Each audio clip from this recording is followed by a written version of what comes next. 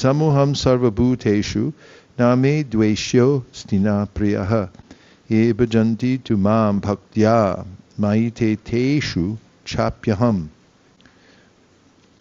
Sama means equally disposed, and aham is I, Krishna speaking.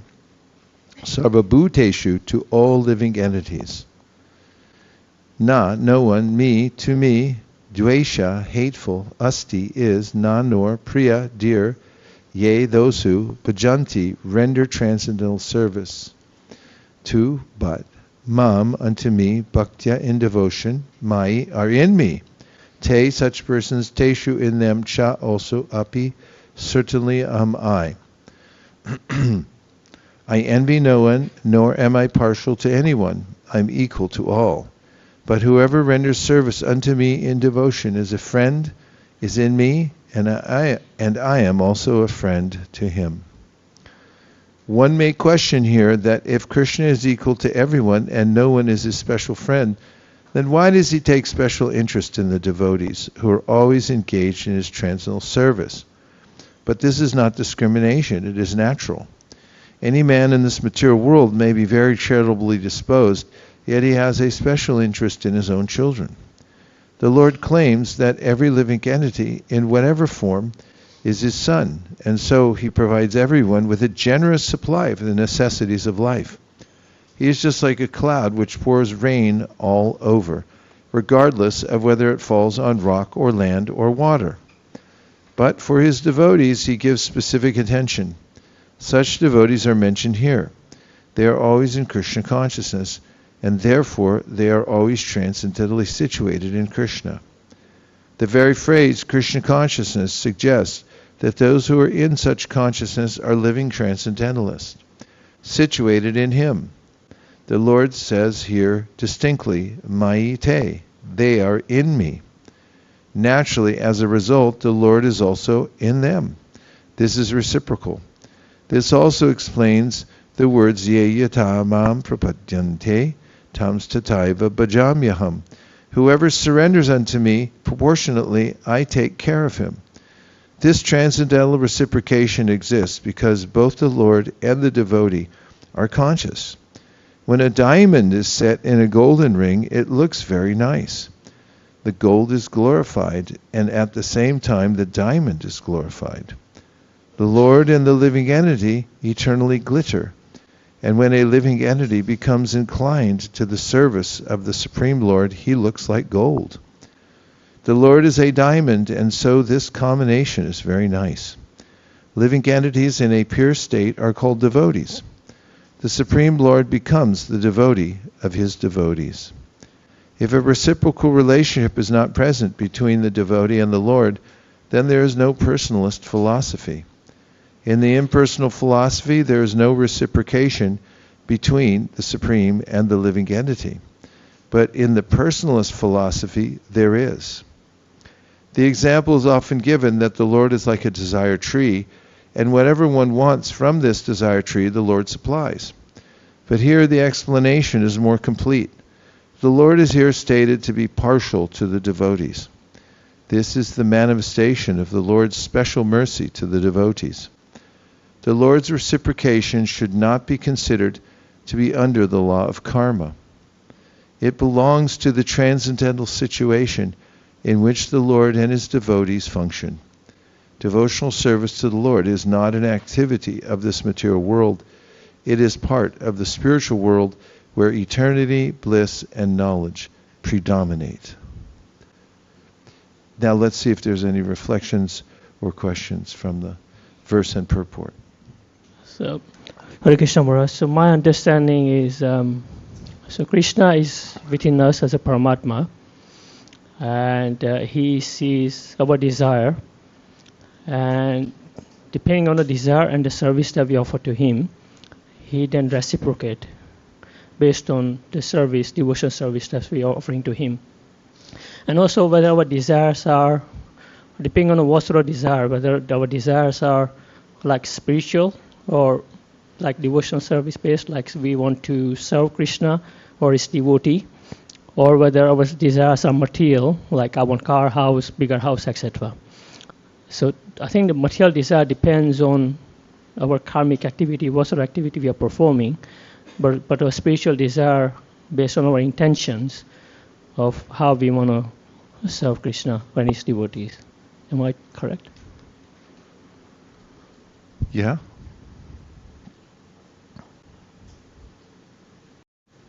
You're correct. That's all I want to say. Okay. When there's nothing really material, Brahmarpanam Brahmahavir Brahmagnau Brahmanohutam Brahmaiva Tena Gantavyam Brahmakarma Samadhina. Krishna says in 5th chapter that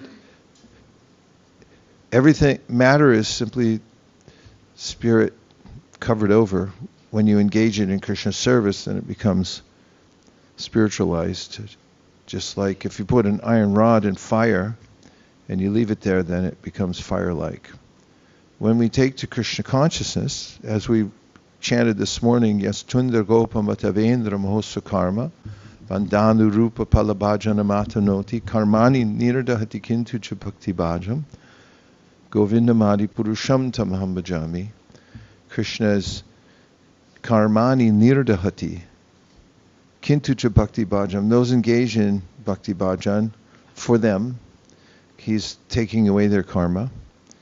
Padma Purana says, similar thing I quoted just the other day, aprarabdha palam paptam kutam bijam palon mukam kramaine naiva praliyante Vishnu bhakti ratatmanam, a verse quoted by Rupa Goswami in the Nectar Devotion about how when one takes to devotional service, then the different forms of karma are destroyed. And very helpfully in the verse Tenukam pam susamikshamano bunjan evatma kritam vipakam ridvagvapur viradam namaste shiveta yomukti pade sadaya bhak, in which Brahma says that when the devotee, Brahma describes the attitude of the devotee, that he's always expectant of the Lord's mercy, and he takes whatever material conditions come to him as the Lord's mercy.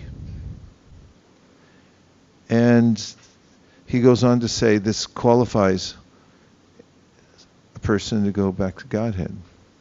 You inherit the kingdom of God, basically it says.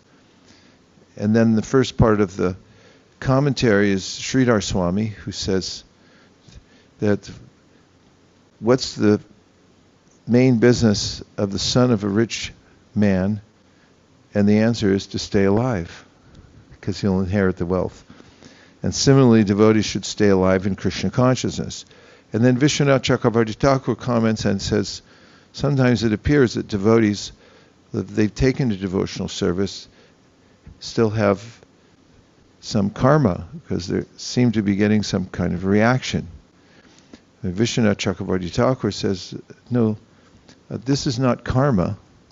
These are reversals or miseries which are custom designed by Krishna for the devotee, so that the devotee will give up the last vestiges of attachment to the material world. And there's a difference, because even after one's karma has been removed by Krishna, there's still, says Vishwanath Chakravarti Thakur, may be a semblance of desire. Last vestiges. The last vestige, there may be some last vestiges of desire. Like if you ever make papadum and then you leave it too long on the stove and it burns. Maybe you got a phone call or something. And then the next day you can still smell burnt papadum. Maybe toast is a better, I mean, who burns a papadum? But burn a papadum, go to jail. Burnt toast is famous for lingering in the air. There's last vestiges. You can tell there's forensic evidence that someone burnt toast.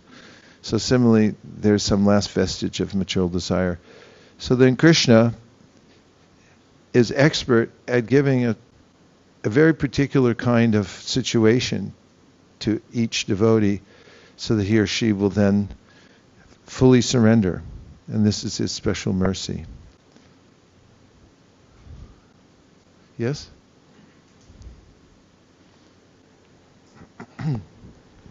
Maharaj, what you mentioned here, is that the case for only pure devotees, or a devotee no matter where they are in any stage, that Krishna is designing specific situations for them? Well, what's your definition of a pure devotee? Well, if you look at the 9 stages of bhakti, maybe someone at bhava or prema. What? Maybe someone at bhava or prema could be defined as a pure devotee here. Well, name a pure devotee. Name someone that the first person you might think of. Like Srila Prabhupada. Okay, Prabhupada, after he took sannyas, he got injured by a cow. Because watch out for the horns. You get close to cows, so they look very peaceful, and they are, but sometimes they swing their head really fast and they can hit you right in the stomach or elsewhere. Prabhupada got hit really hard, and he fell on the footpath, and he says this in a lecture. He said, "What is this, Krishna?" He took vanaprastha, he took sannyas on the direct urging of one of his revered godbrothers, and then he was practically gored by a cow, and he thought, what is this? And he also had worked in a chemical company in which they were manufacturing pharmaceuticals, and he had his own branch, and according to the astrologer, he would become as rich as Birla. And then he lost everything. One of his employees had misbehaved and it came back to the owner. Then there were other problems, and Prabhupada mentions that Krishna dismantled everything. When you thought of Prabhupada, he's a pure devotee. It seemed as if there were all kinds of waves of disturbance in his life. But Prabhupada took it as these are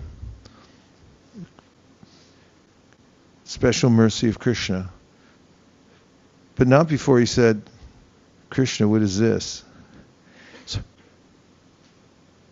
if you really look at it existentially, all karma is essentially meant as a way to help reform the soul. It's purifying to suffer. Suffering purifies us. We go through some hellish condition and we come out and we're relieved of the sinful reaction from using it up. Or you can voluntarily give it up by surrendering to Krishna. Anyway, to answer your question, devotees who perform devotional service, for instance, a Jamil, can you say he was a pure devotee? And if you want to read the next, see, this comes out in Krishna's explanation of this question you're asking, because he says in the very next verse, does he not?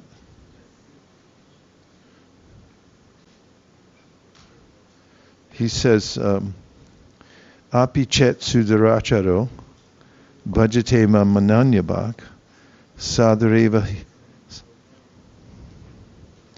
Here we go, 20:30. Even if one commits the most abominable action, if he is engaged in devotional service, he is to be considered saintly because he is properly situated. And in the next verse, Krishna talks about how that person who perseveres very quickly becomes righteous. Now here's the purport to Śrīmad-Bhāgavatam Dharmatma, which is 31. This should not be misunderstood. In the 7th chapter, the Lord says that one who is engaged in mischievous activities cannot become a devotee of the Lord. By the way, there is no such thing as mischievous. It's impossible. One who is not a devotee of the Lord has no good qualifications whatsoever. The question remains then, how can a person engaged in abominable activities either by accident or by intention be a pure devotee? This question may justly be raised. The miscreants, as stated in the 7th chapter, who never come to the devotional service of the Lord have no good qualifications, as is stated in the Śrīmad-Bhāgavatam. Generally, a devotee who is engaged in the 9 kinds of devotional practices is engaged in the process of cleansing all material contamination from the heart. He puts the Supreme Personality of Godhead within his heart, and all sinful contaminations are naturally washed away. Continuous thinking of the Supreme Lord makes him pure by nature. According to the Vedas, there is a certain regulation. If one falls down from his exalted position, he has to undergo certain ritualistic processes to purify himself. But there is no such condition. But here, there is no such condition because the purifying process is already there in the heart of the devotee. To it is remembering the Supreme Personality of Godhead constantly. Therefore, the chanting of Hare Krishna, Krishna Krishna, Hare Hare, Hare Rama, Rama Rama, Hare Hare, should be continued without stoppage. This will protect the devotee from all accidental fall downs. He will thus remain perpetually free from all material contaminations. So, if somebody is rightly situated in their determination, Krishna says, you should consider them to be a pure devotee, because their determination is properly situated. And that he says, therefore, Shripram Bhavati Dharmatma, very quickly they'll become righteous. And the metaphor of a ripe mango and a green mango is sometimes cited because they're both mangoes, just in different stages. Yes?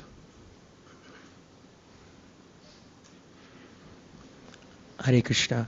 In continuation of this, there's an amazing sentence in the purport.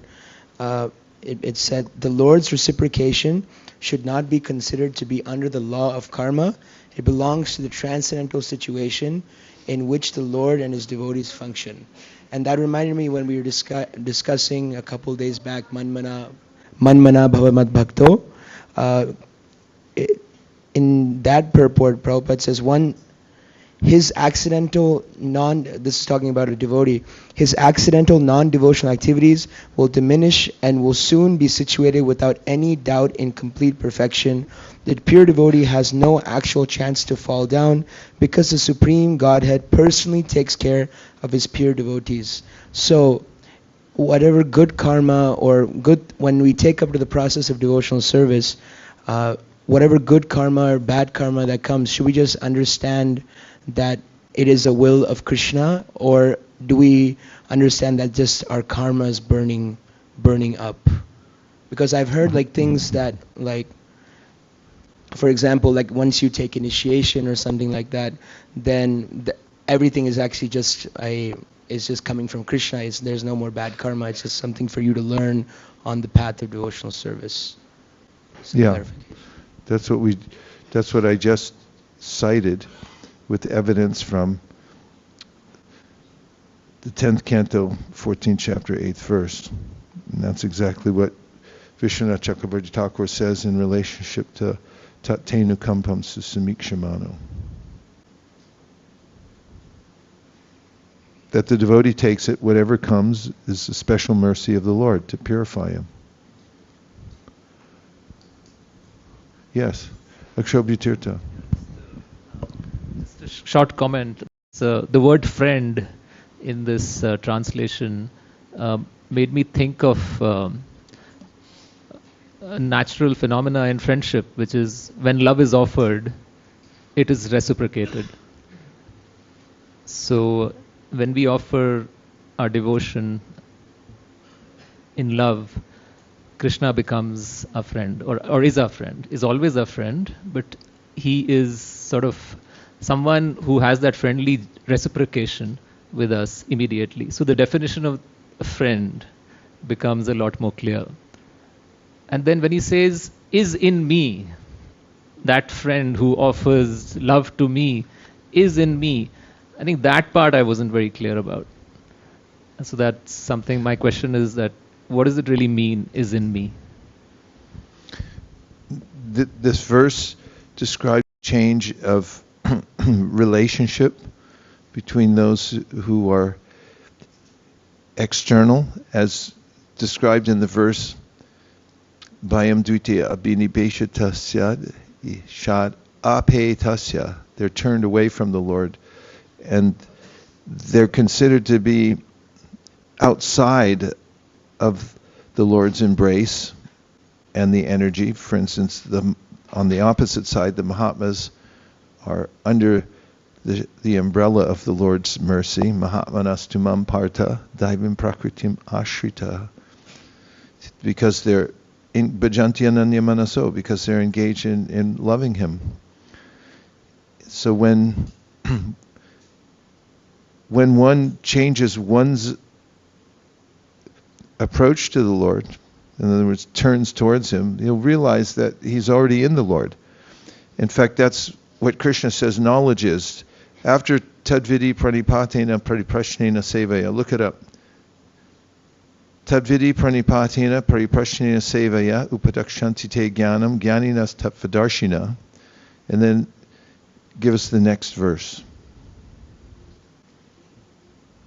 Hare Krishna, Krishna Krishna. Would you like the microphone back? Translation. Having obtained having obtained real knowledge from a self-realized soul, you will never fall again into such illusion, for by this knowledge you will see that all living beings are but part of the Supreme, or in other words, that they are mine. Yeah, so mine means they're in Krishna, and when we're externally, when we're facing externally, we've turned away from, we don't realize our relationship. But when we do turn towards Krishna, we become insiders. And that means we're inside Krishna. We're inside the family again. In Gajendra's prayers, Gajendra remarks that, my Lord, you're never inattentive to me. It's not that when I pray, then that's when you pay attention. He said, you're always paying attention. In fact, we're intimately connected with Krishna, and we're never intimately connected with the material world. Asango dhyayam puruṣaḥ means we never really have a connection here.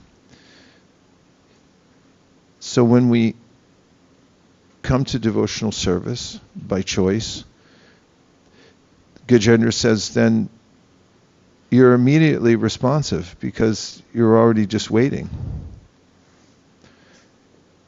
In 1.2.17, Śrīmad-Bhāgavatam svakītaḥ Kṛṣṇa puṇya-śravaṇa-kīrtanaḥ vidyantaksto bhadrani vidunoti saritsatam. Prabhupada writes in the purport that Krishna wants us to come back to Godhead more than we can desire. He said practically nobody wants to go back to Godhead, but Krishna wants everybody to go back to Godhead and be insiders. So that's in this verse, samoham sarvabhuteshu name dveshosti napriya. That half of the verse refers to those who are externally focused.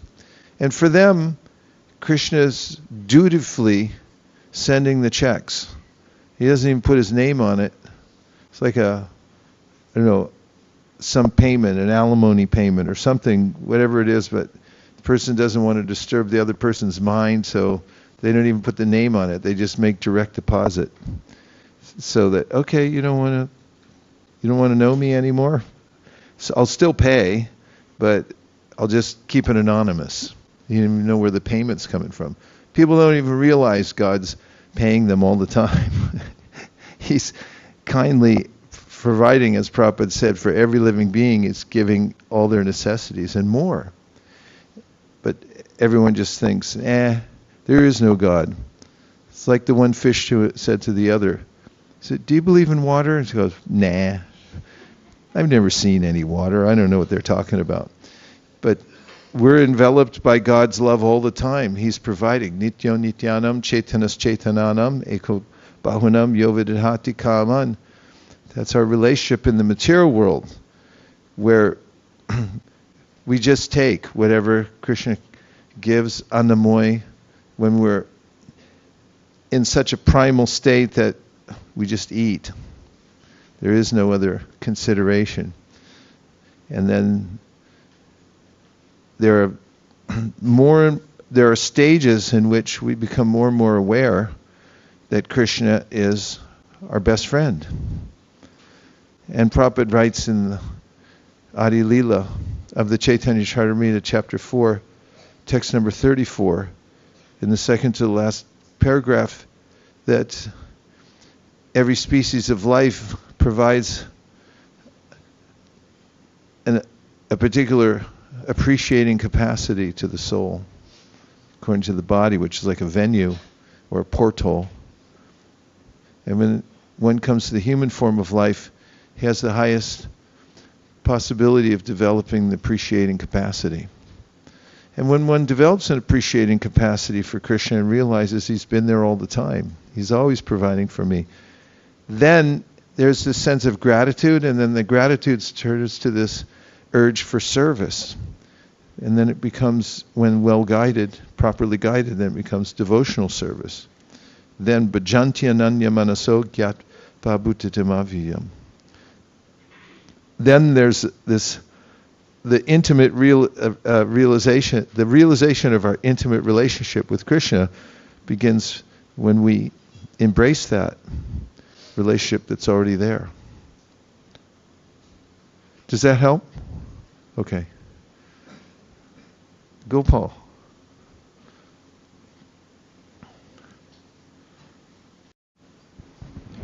There was the mention of reversals in life. Sometimes those reversals, it's a challenge to accept as mercy. And even after some years have passed, one may accept it as mercy, but during the time period of going through those reversals, it can be very challenging. I've seen that with some friends, and myself personally experienced that. Is there a question? The question is, how can one see it as mercy when going through it?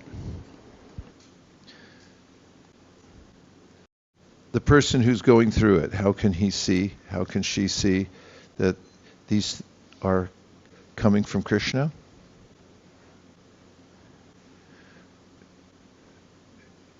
It's a process. We have to process it through devotional service. Means keep chanting, don't stop chanting. Hear from Śrīmad-Bhāgavatam. As I mentioned the other day, Bhagavatam is a panacea. There are plenty of characters you can that you can relate to in the Bhagavatam. If you've ever been jilted, Bhagavatam's your book. Purarava. He's a classic. In fact, when people are lovesick, I say, okay, here's your prescription. Call me in the morning. I'm like, oh yeah, I got it. In fact, once we were reading the fourth canto of the Bhagavatam, and there was a devotee on the break. He was talking to another devotee saying, what was I thinking? Because Bhagavatam helps to assuage those fears we have, and also the pain of material connection. And we have to be a little patient, because sometimes those lingering, there are lingering mental impressions. But we can be sure that if we go on with the process of devotional service, then as Kapila Dev tells Devahuti, there's a way in which devotional service will act, even if we don't know exactly how it's acting. Of course, we have to do our part. It's not that Krishna's just mechanical. It's a mechanical process, or Krishna's a machine you just buy into. when there's opportunities to be introspective, as Prabhupada said in that purport we just heard the other morning, remember 235? Prabhupada said that when you realize that you have free will, you can choose to surrender to Krishna, or you can choose to go back into illusion. So when we choose that we want to surrender to Krishna, those are the opportunities that he'll give us. And over time, what Prabhupada says in the light of the Bhagavad is the either missteps or reversals that we experience in life, they may not be detrimental, but they may become the pillars to success. Because oftentimes it's in trauma and then processing trauma over a long period of time, especially if it's done properly through spiritual guidance, that's what makes us wise. And you can't rush maturity.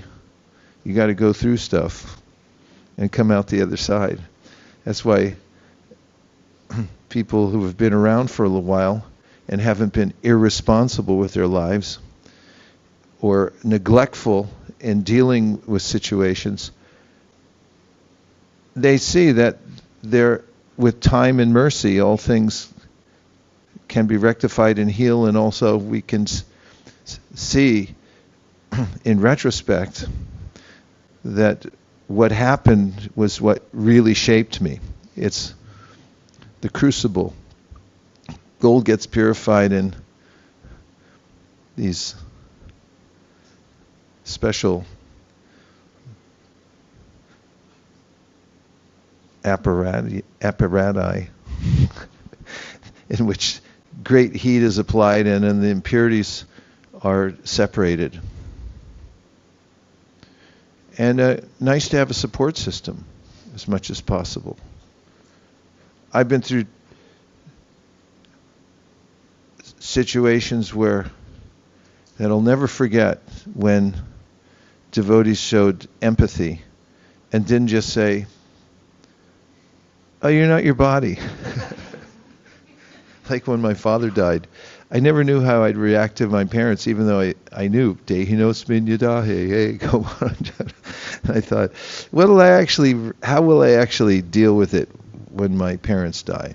And my father died first.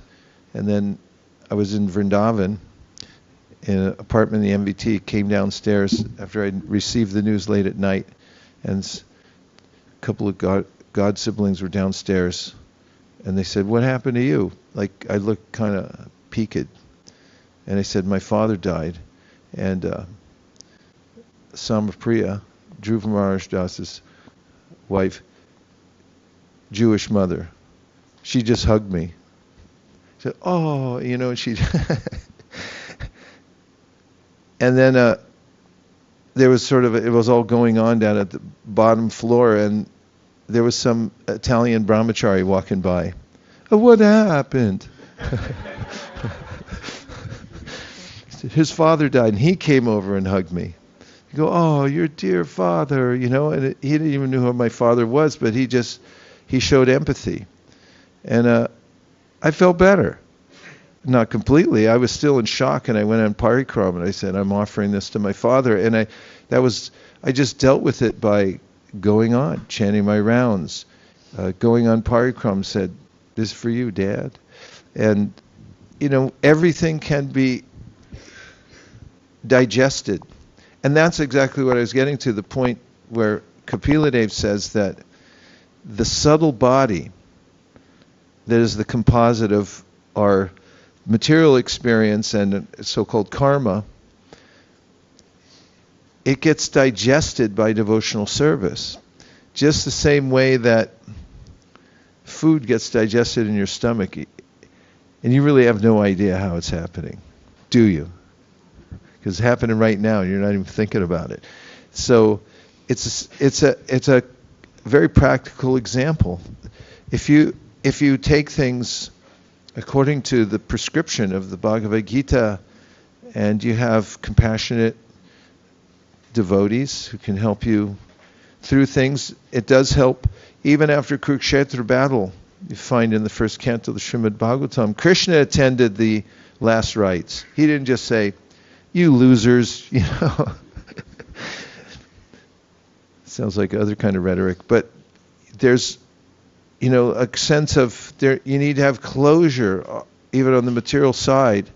Somebody died, okay, the wise lament neither for the living and the dead, but, Bhishma was lamenting, and all the other relatives were lamenting, and Krishna was right there.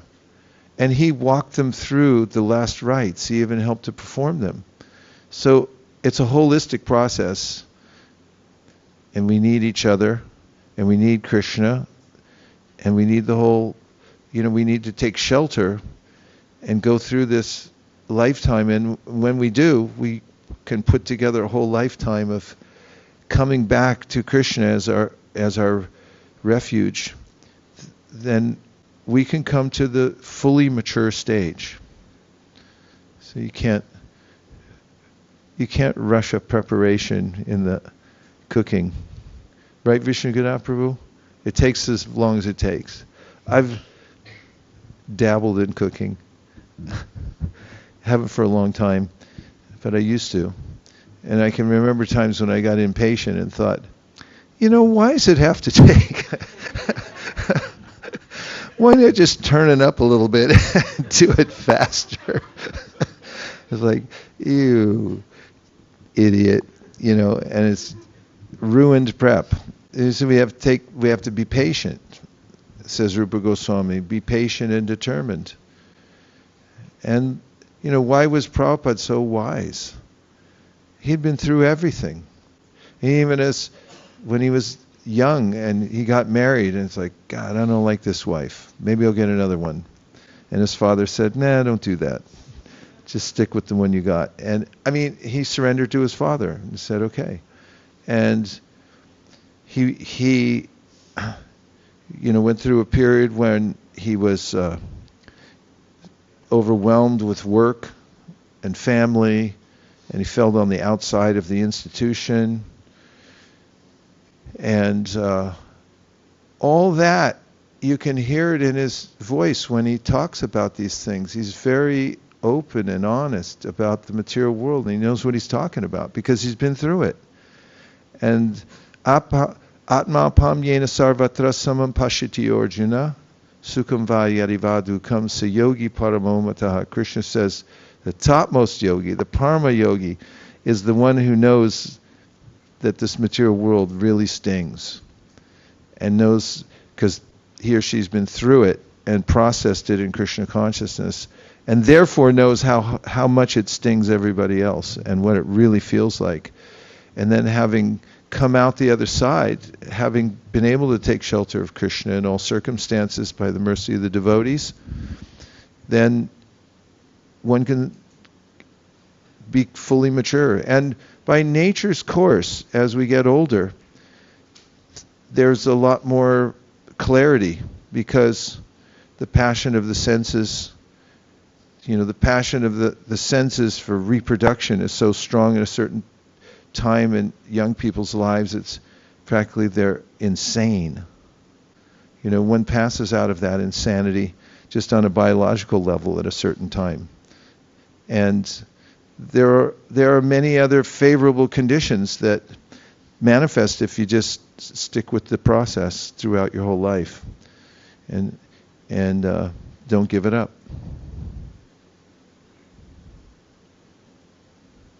Is that all right? Vishnu-Gada Prabhu. Speaking of sticking with the process throughout your whole life.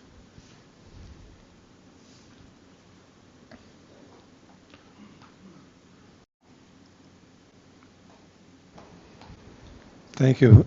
Just going along with the point you were making, that verse in the Bhagavad Gita, asochan and visochas tvang pragyavadangscha bhasase gatasum agatasumscha nanu sochanti pandita.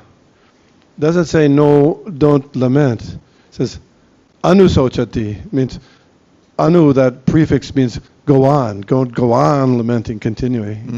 So that's a little distinction. Wow, that's a gem. Thank you. That's a real gem. Nirakula. I was thinking about what Gopal said, and at times in my life when there's been difficulty, I can intellectually understand that this is Krishna's mercy, but ultimately I just had to tolerate. Take shelter of service, take shelter of my association, and for me to understand that it was Krishna's mercy, it was hindsight. Oh, Krishna's plan was much better than what my plan was, what my desire was, what I thought would be best. But, yeah. I was in that vein. I remember the Loma Prieta earthquake in California, circa 1989, and a few things fell down.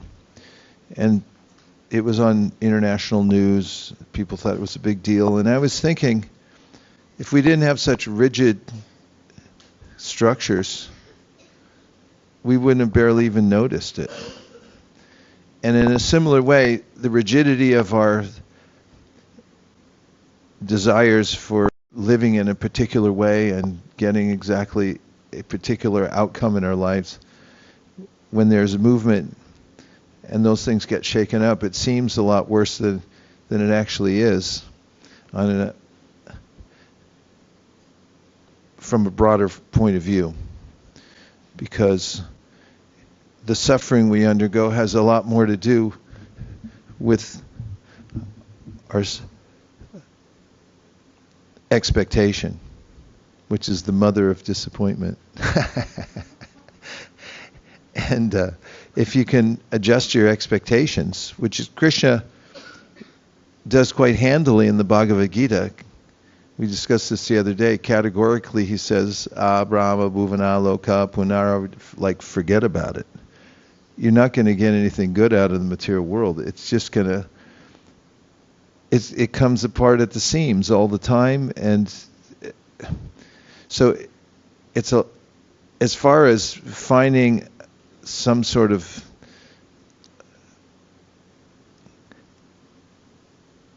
a safe haven here in the material world, it's not going to happen. So my rigidity in that, my point was, in using that metaphor of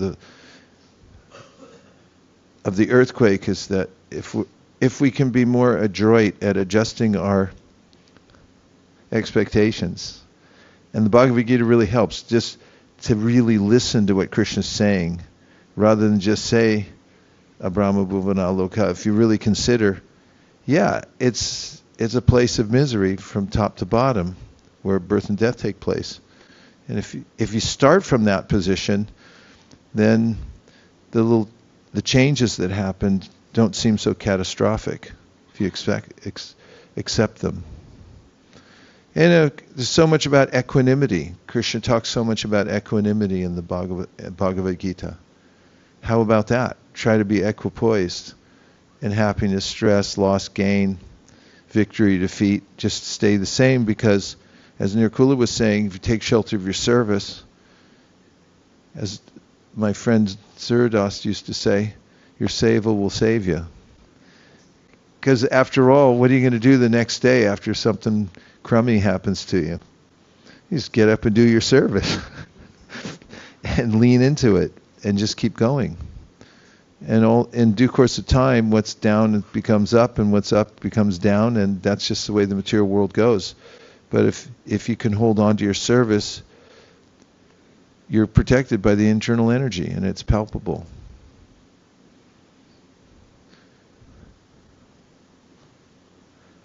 Sadhu, give Sadhu a mic.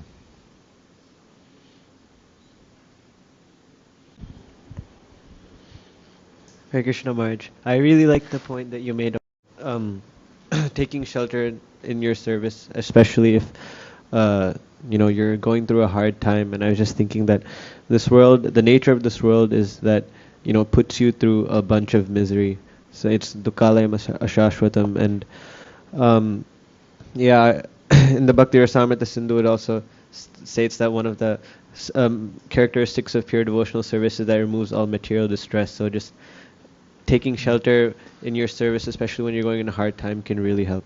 Yeah. I remember once, it's sort of an odd example, so I apologize in advance, but I got a lot of inspiration.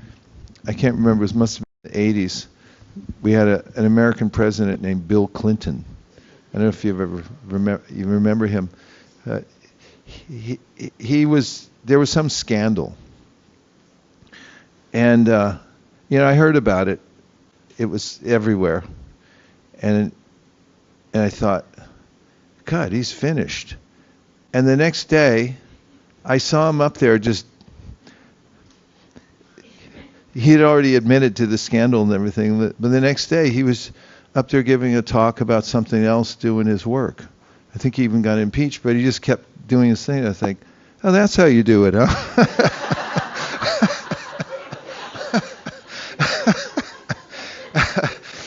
You just get out there and do your job, and and so anything can happen and will happen.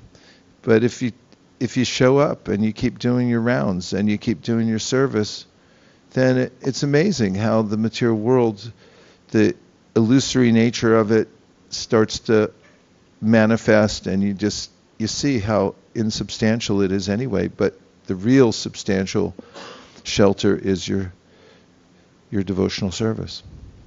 Okay, last one.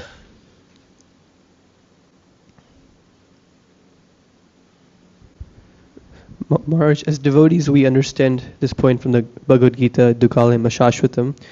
One thing I remember facing on books is sometimes people think we're pessimists because the Gita says that, the world is a place of misery, and they're like, a pessimist is one who looks at the half glass that's empty instead of the half glass that's full.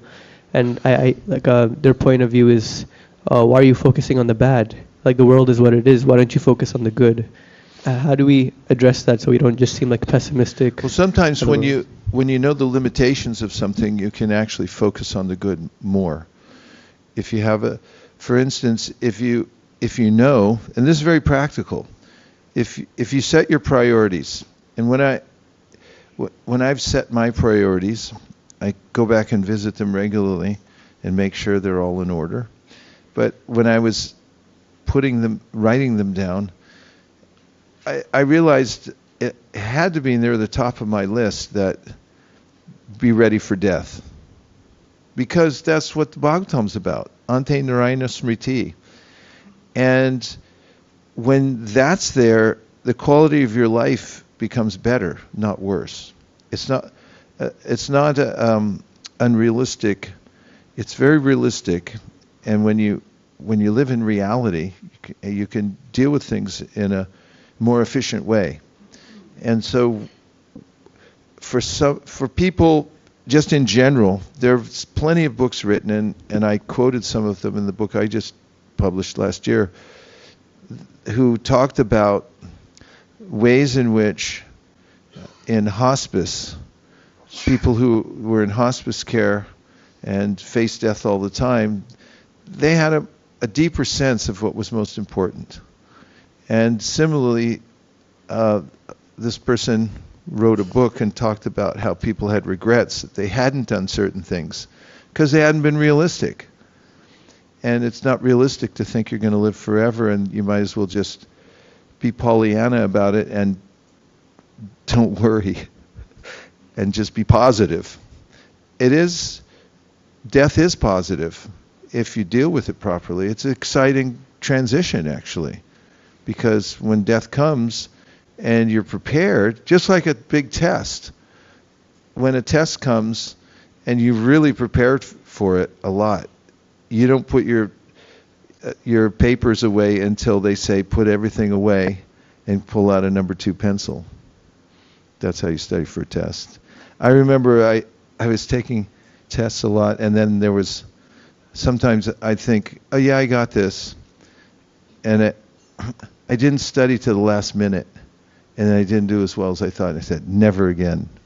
I'm not putting my notes away until they say put everything away and pick up a number 2 pencil. And so it's just, you can see that if you have this sense of death and life's temporary, you'll be more compassionate towards yourself, towards other people, and you'll also have a sense of what's most important to you in life. Like people who at the last minute say, oh, I wished I had been kinder to my family and to my associates. I wish I had spent more time doing important things rather than just trying to amass more fortune or something like that. So reality works. Reality is beautiful and it works. So now let's prepare for having some reflections, because there's more reflections to be had. And the way we'll prepare is have a little song. Does that sound good? Let's get ready for tomorrow, which is fasting till death. No, it's not that bad, just till noon. And it's a Varaha. We're fasting for Varaha tomorrow because tomorrow's Ekadashi, and then Varaha's appearance day is the next day. And so now we'll sing the Dasavataram Stotram. A real a crowd pleaser, that's 92. In fact, in the 3rd chapter of the Bhagavatam, 1st canto, Sutta says, if you remember and recite the names of these avatars in the morning and the evening, then you'll never be unhappy. So let's see if it works. So should I just read the... Yeah, why don't you just read it? Oh, good. Yeah. 2 days back, we ate khaja for dinner. After that, I craved khaja, and anytime I would think to myself, I wish I could eat a khaja right now. Somehow from somewhere, it would appear, and I'd relish the taste with such loving pleasure, understanding that this was Jagannath's mercy. Today at Dandabhanga, as you were relating the story of Gangadas Pandit and how the Lord came to protect him at the right time, you mentioned how Kṛṣṇa is in our heart and reciprocates with such loving exchange. My eyes welled up as the realization sank in for me. It has been true for me all along, and yet I keep finding ways to believe that Kṛṣṇa is not a person. Is a person, the most loving person, but not to me because I am not a devotee. It hit home for me as I sat there remembering all those times my heart spoke out a desire and was fulfilled immediately. And it has always been true that he is personal and actually has been communicating and showing up for me even on days I have not for him. It really is a blessing to be loved so unconditionally and to be reminded of that blessing. Thank you, Gurudev. Wow. Jeez. Fantastic. Okay. Manasi Devi Dasi.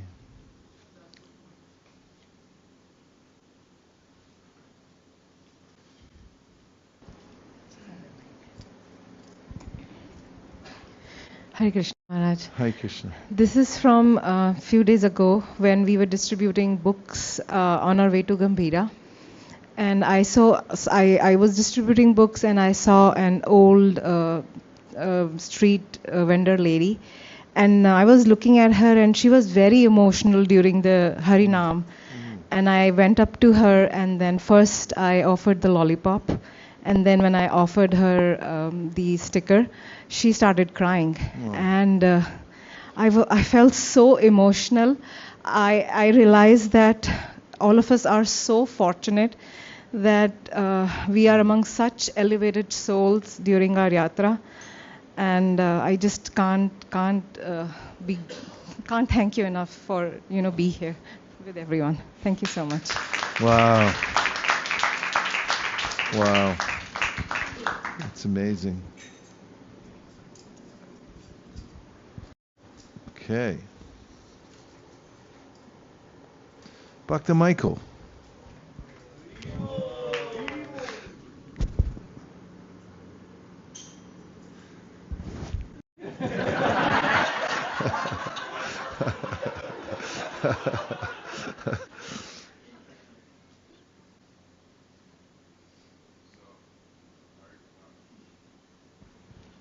So this is back yesterday when we went to Siddhabakul, and sometimes it's always hard to believe that it's one thing to read about a tree that has no wood in it, it's just skin, and like, oh, okay, cool.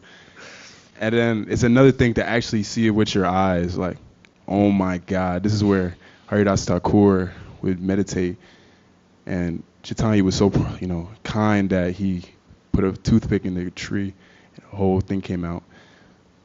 So I had a kind devotee was able to give me a chance to put a wish on the tree, and I made it like a nice little spot, and I put it at the top of the tree. And then, thanks to you, we had time to chant, so I had a nice little spot and started banging my head onto the tree, so I never forget this moment. So I just wanted to say thank you for that.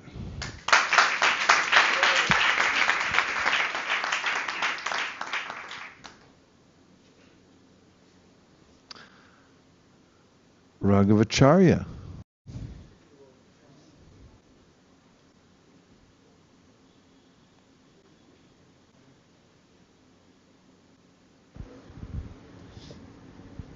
Hare Krishna Maharaj. Hare Krishna. Quote, we are a preaching organization. Lord Chaitanya was born in Mayapur, but preaching started in Puri. This was said by the devotee who was there, Srila Prabhupada's disciple. Yes. Right. So the realization I had was visiting these holy places and hearing about the past times. It has a profound effect on our bhakti, and it nourishes the soul. Thank you. Wow. Thank you. It's amazing how much we're hearing, and then it's nice to have it back, because then you see how each person recorded parts of it, and it helps you realize how much we're getting, actually. Mekhala.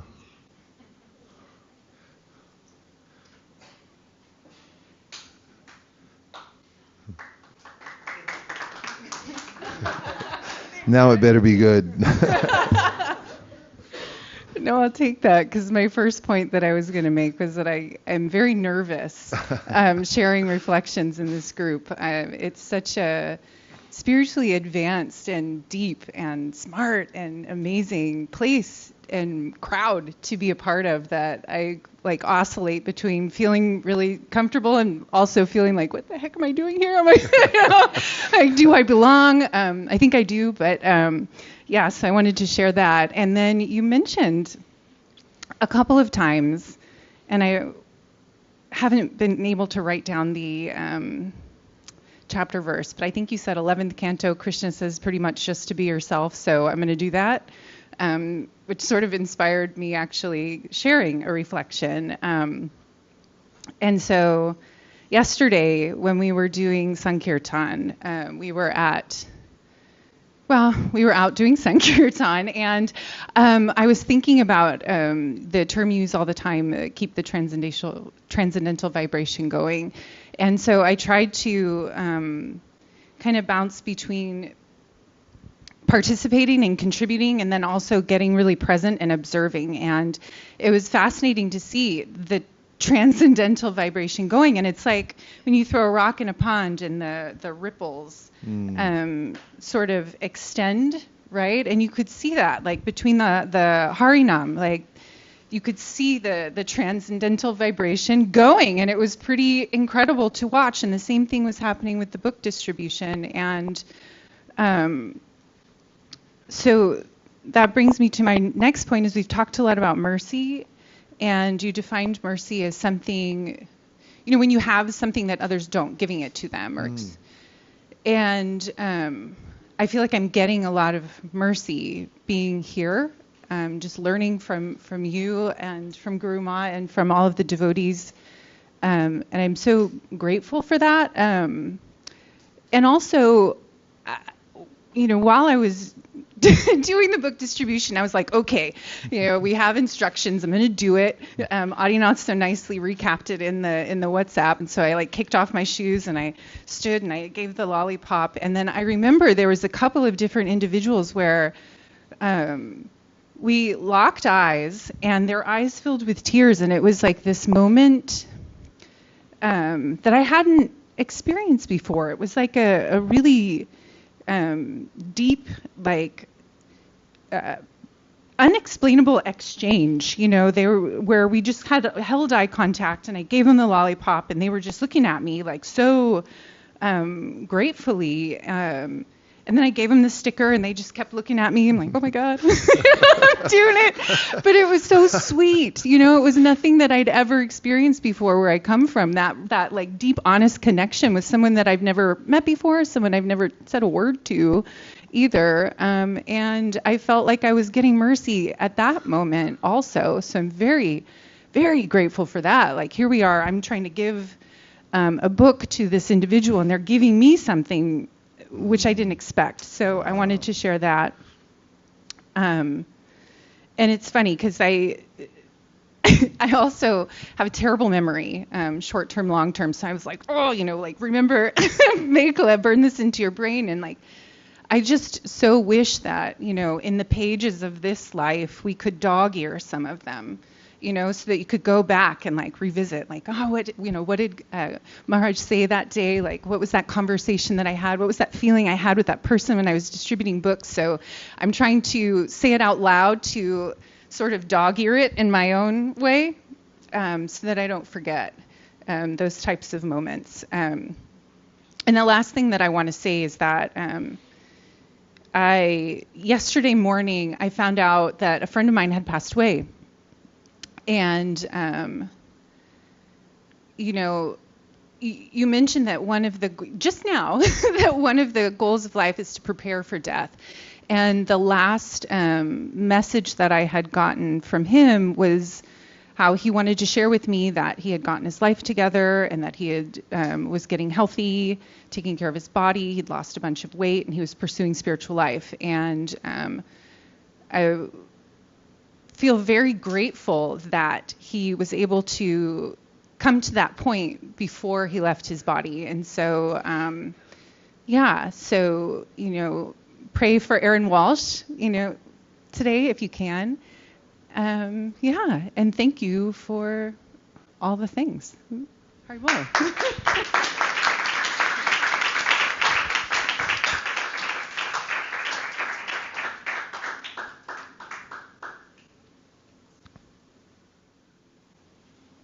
Let's do a handwriting analysis. Yeah, it's fine.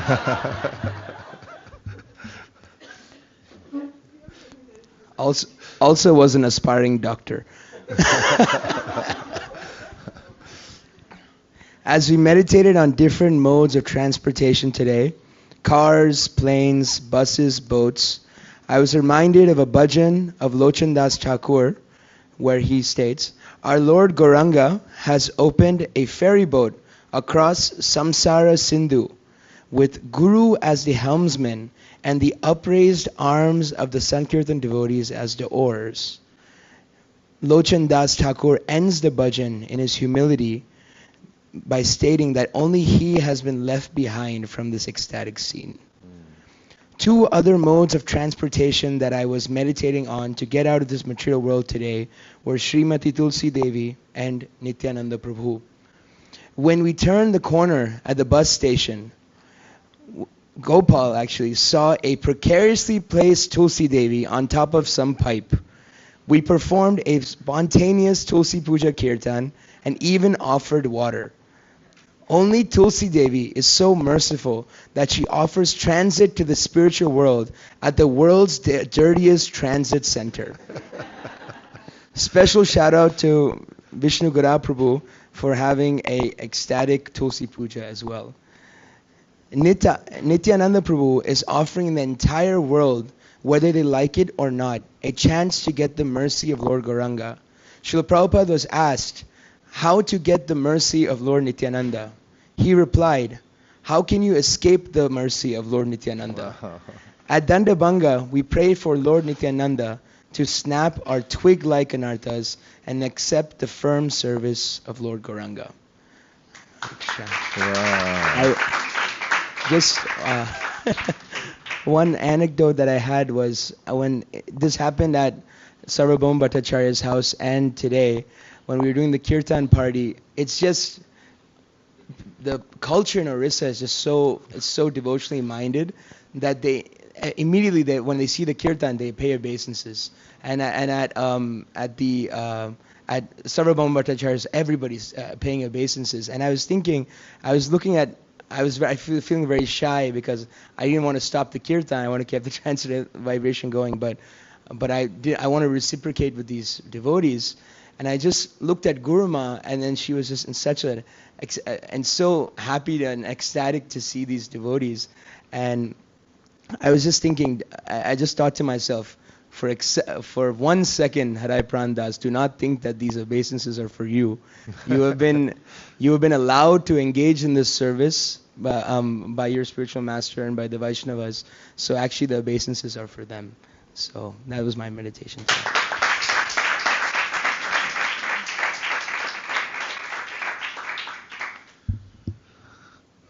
Shankari Kaur, come on down.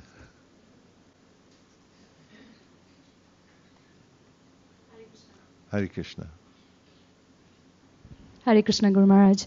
So when we were at Sarvabhauma Bhattacharya house, even today we were talking that how Lord Chaitanya was so mad in ecstatic love of Krishna. And so I was thinking that, in the worldly definition, who is mad? Somebody who doesn't know what to do, when to do, how to do, so on. And then I was thinking that, so are only those people mad who are confined to the asylums or mental hospitals? What about people who are walking on the road? Do they know what they are doing? They are just piling what we call upadhis.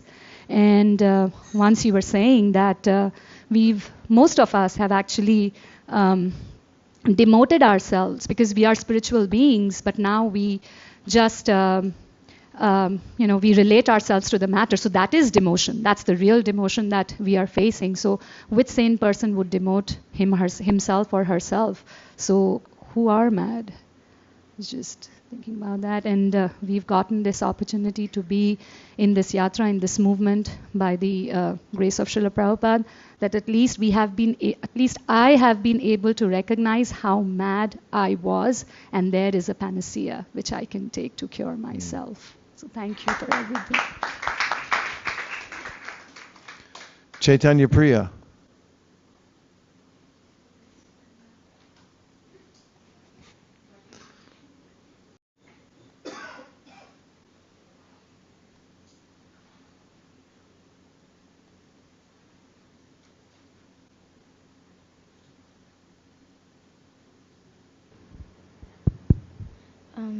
Hare Krishna, Guru Maharaj. So yesterday, when I was doing book distribution, a man approached me and asked me for a book. He wanted 6 small books, but he was not satisfied. I pulled out my Bhagavad Gita. His eyes lit up by seeing it. He asked for 3 Bhagavad Gitas. We didn't have 3 books. Then he saw Michael Prabhu carrying the Bhagavad Gita. He asked if there was one more Oriya Bhagavad Gita. Roshni came running, and she gave us a Bhagavad Gita, and I gave him a Bhagavad Gita. Thank you.